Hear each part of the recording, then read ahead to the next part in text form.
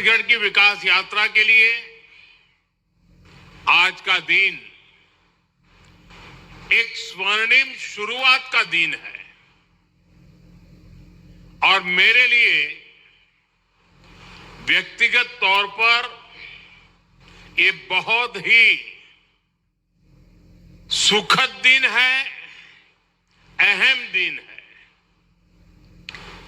मेरा बीते कई दशकों से इस भूमि से बहुत आत्मीय नाता रहा है। एक कार्यकर्ता के रूप में मैंने छत्तीसगढ़ में बहुत समय बिताया। यहां से मुझे बहुत कुछ सीखने को मिला। मेरे जीवन को घड़ने में यहां के लोगों का, यहां की भूमि का बहुत बड़ा आशीर्वाद रहा है। छत्तीसगढ़ की परिकल्पना, इसके निर्माण का संकल्प और फिर उस संकल्प की सिद्धि, हर एक क्षण पर मैं छत्तीसगढ़ के परिवर्तन का साक्षी रहा हूं। और आज जब छत्तीसगढ़ 25 वर्षों की यात्रा के अहम पड़ाव पर पहुंचा है, तो मुझे इस क्षण का भी सहभागी बनने का अवसर मिला है। आज इस रजत जयंती के उत्सव पर मुझे राज्य के लोगों के लिए इस नई विधानसभा के लोकार्पण करने का सौभाग्य मिला है। मैं छत्तीसगढ़ के लोगों को, राज्य सरकार को इस अवसर पर अपनी शुभकामनाएं देता हूं, बधाई देता हूं। साथियों, 2025 का ये वर्ष भारतीय गणतंत्र का अमृत वर्ष भी है। 75 वर्ष पहले भारत ने अपना संविधान देशवासियों को समर्पित किया था। ऐसे में आज इस ऐतिहासिक अवसर पर मैं इस अंचल से संविधान सभा के सदस्य रहे रविशंकर शुक्ल जी, बैरिस्टर ठाकुर छेदीलाल जी, घनश्याम सिंह गुप्त जी, किशोरी मोहन त्रिपाठी जी, राम प्रसाद पोटाई जी और रघुराज सिंह जैसे मनीषियों का स्मरण करते हुए उन्हें अपनी श्रद्धांजलि देता हूं। तब के काफी पिछड़े रहे इस क्षेत्र से दिल्ली पहुंचकर इन विभूतियों ने बाबा साहब के नेतृत्व में संविधान के बनने में महत्वपूर्ण भूमिका निभाई थी। साथियों, आज का दिन छत्तीसगढ़ के इतिहास का स्वर्णिम अध्याय बनकर चमक रहा है। आज जब हम इस भव्य और आधुनिक विधानसभा भवन का लोकार्पण कर रहे हैं, तो ये केवल एक इमारत का समारोह नहीं, बल्कि 25 वर्षों की जन आकांक्षा, जन संघर्ष और जन गौरव का उत्सव बन गया है। आज छत्तीसगढ़ अपने स्वप्न के नए शिखर पर खड़ा है और इस गौरवशाली क्षण में मैं उन महापुरुष को नमन करता हूं जिनकी दूरदृष्टि और करुणा ने इस राज्य की स्थापना की। वो महापुरुष हैं भारत रत्न श्रद्धेय अटल बिहारी वाजपेयी जी। साथियों, साल 2000 में जब अटल जी ने छत्तीसगढ़ राज्य का गठन किया तो वो निर्णय केवल प्रशासनिक नहीं था, वो निर्णय था विकास की नई राह खोलने का, और वो निर्णय था छत्तीसगढ़ की आत्मा को पहचान दिलाने का। इसलिए आज जब इस भव्य विधानसभा के साथ साथ अटल जी की प्रतिमा का भी अनावरण हुआ है तो मन कह उठता है, मेरे भाव व्यक्त हो रहे हैं। अटल जी जहां भी हो, अटल जी देखिए आपका सपना साकार हो रहा है। आपका बनाया हुआ छत्तीसगढ़ आज आत्मविश्वास से भरा है, विकास की नई ऊंचाइयों को छू रहा है। साथियों, छत्तीसगढ़ विधानसभा का इतिहास अपने आप में प्रेरणा स्रोत है। 2000 में जब इस सुंदर राज्य की स्थापना हुई तो पहली विधानसभा की बैठक राजकुमार कॉलेज रायपुर के जसपुर हॉल में हुई थी। वो समय सीमित संसाधनों का तो था, लेकिन असीम सपनों का था। तब केवल एक भावना थी कि हम अपने भाग्य को और तेजी से उज्जवल बनाएंगे। बाद में विधानसभा का जो भवन तैयार हुआ वो भी पहले किसी दूसरे विभाग का परिसर था।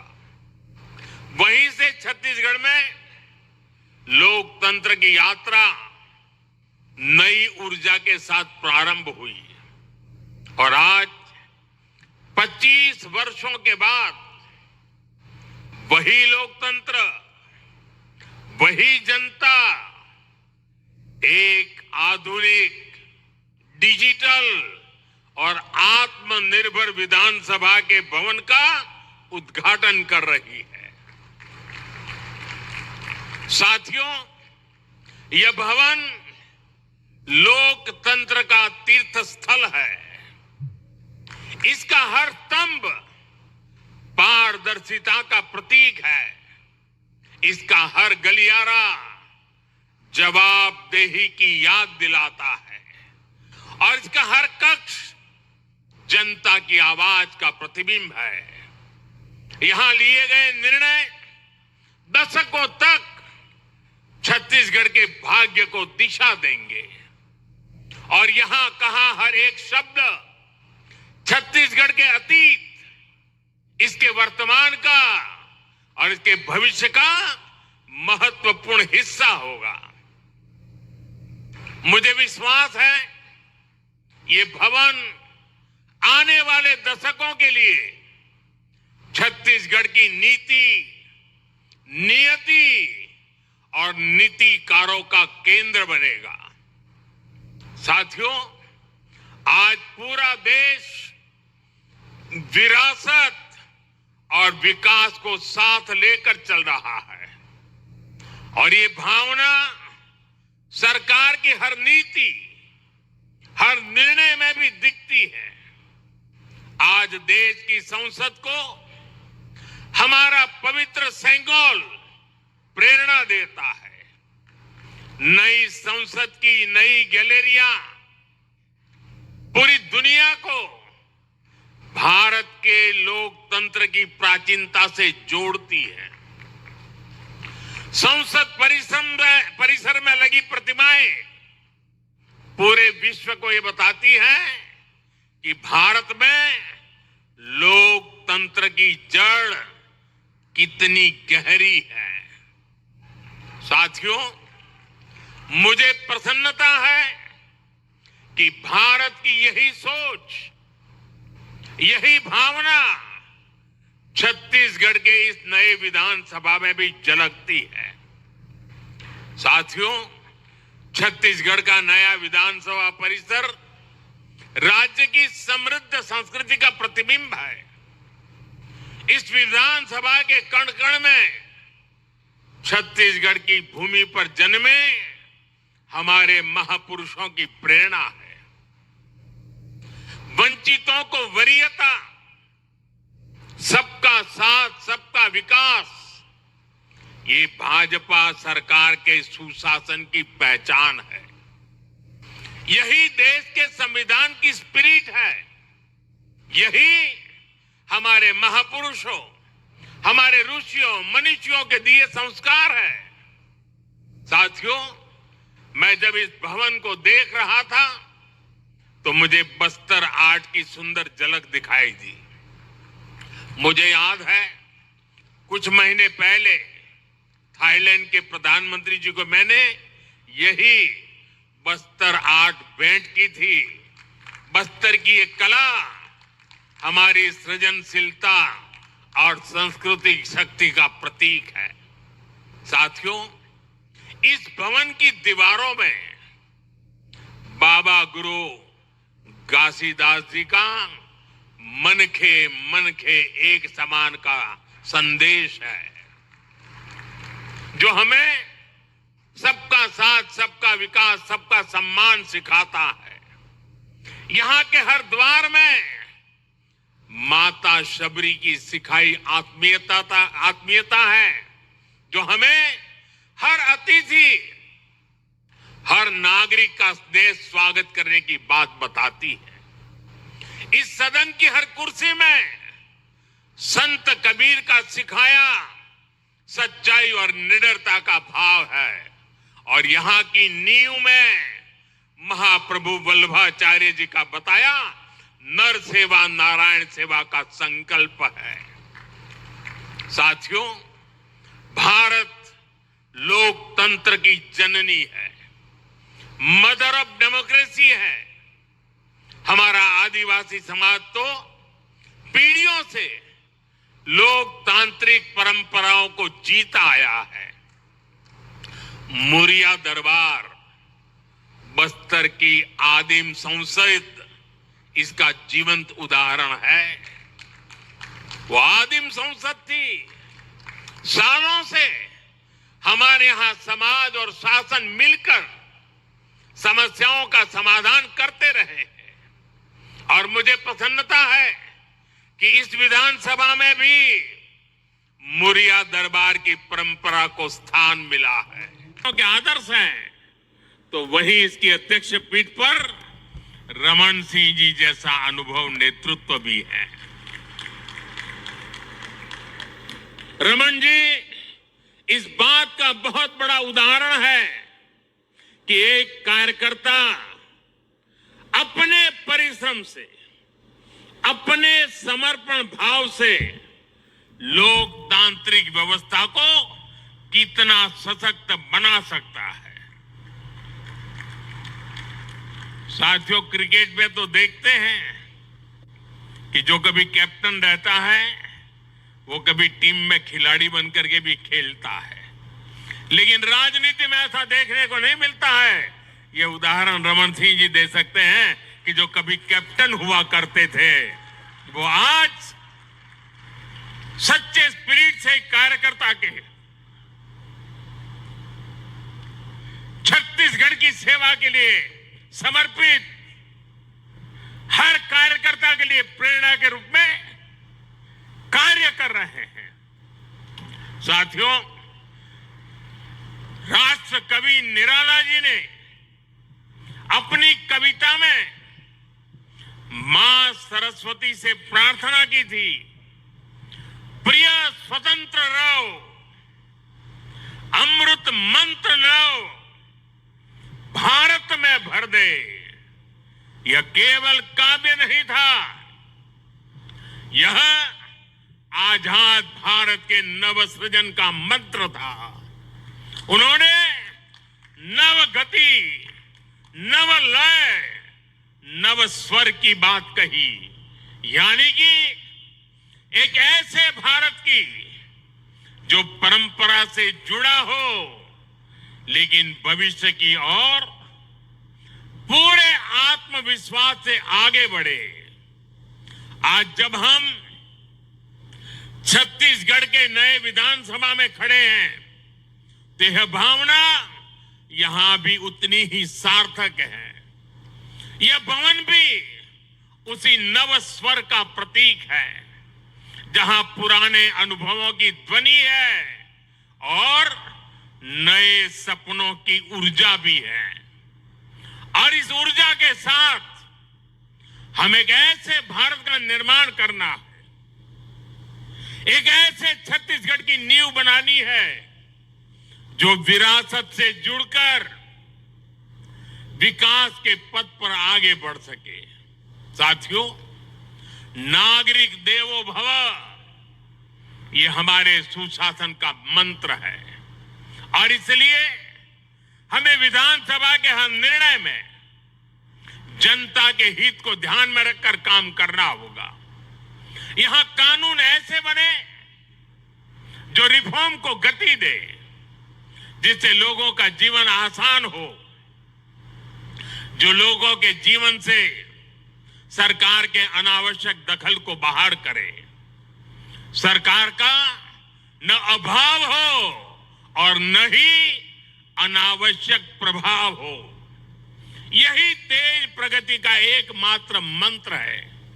साथियों, ये हमारा छत्तीसगढ़ तो भगवान श्री राम का ननिहाल है। भगवान श्री राम इस धरती के भांजे हैं। आज इस नए परिसर में श्री राम के आदर्शों को याद करने का इससे बेहतर दिन और क्या होगा। भगवान राम के आदर्श हमें सुशासन की सीख देते हैं। साथियों, अयोध्या में राम मंदिर की प्राण प्रतिष्ठा के समय हम सभी ने देव से देश और राम से राष्ट्र का संकल्प लिया था। हमें याद रखना है, राम से राष्ट्र का अर्थ है राम राज बैठे त्रिलोका, हर्षित भये गए सब रोग शोका। इसका अर्थ है सुशासन और जन कल्याण का राज। इसका अर्थ है सबका साथ, सबका विकास की भावना से शासन। राम से राष्ट्र का अर्थ है नहीं दरिद्र को दुखी न दीना, जहां कोई न गरीब हो ना कोई दुखी हो, जहां भारत गरीबी से मुक्त होकर आगे बढ़े। राम से राष्ट्र का अर्थ है अल्प मृत्यु नहीं कव नीऊ पीरा, यानी बीमारियों से असमय मृत्यु ना हो, यानी स्वस्थ और सुखी भारत का निर्माण हो। राम से राष्ट्र का मतलब है मानव एक भक्ति करनाता, अर्थात हमारा समाज ऊंच नीच के भाव से मुक्त हो और हर समाज में सामाजिक न्याय की स्थापना हो। साथियों, राम से राष्ट्र का एक अर्थ ये भी है कि निशिचरहीन करऊ मही भुज उठाई पन की न, यानी मानवता विरोधी ताकतों का आतंक के विनाश की प्रतिज्ञा। और यही तो हमने ऑपरेशन सिंदूर में देखा है। भारत आतंक के विनाश की प्रतिज्ञा करके आतंकियों की कमर तोड़ रहा है। भारत आज नक्सलवाद, माओवादी आतंक को भी समाप्त करने की तरफ बढ़ रहा है। भारत आज अभूतपूर्व विजय के गर्व से भरा हुआ है और गर्व की यही भावना आज छत्तीसगढ़ विधानसभा के इस नए परिसर में हमें चारों तरफ दिख रही है। साथियों, पिछले 25 वर्षों में छत्तीसगढ़ ने जो परिवर्तन देखा है वो अद्भुत और प्रेरणादायी है। कभी यह राज्य नक्सलवाद और पिछड़ेपन से पहचाना जाता था, आज वही राज्य समृद्धि, सुरक्षा और स्थायित्व का प्रतीक बन रहा है। आज बस्तर ओलंपिक की चर्चा देश के कोने कोने में है। नक्सल प्रभावित क्षेत्रों में आज विकास की लहर और सुकून की मुस्कान लौट आई है और इस परिवर्तन के पीछे है छत्तीसगढ़ की जनता का परिश्रम और भाजपा सरकारों का दूरदर्शी नेतृत्व। साथियों, छत्तीसगढ़ के रजत जयंती समारोह का उत्सव अब एक बड़े लक्ष्य का आरंभ बिंदु बनने जा रहा है।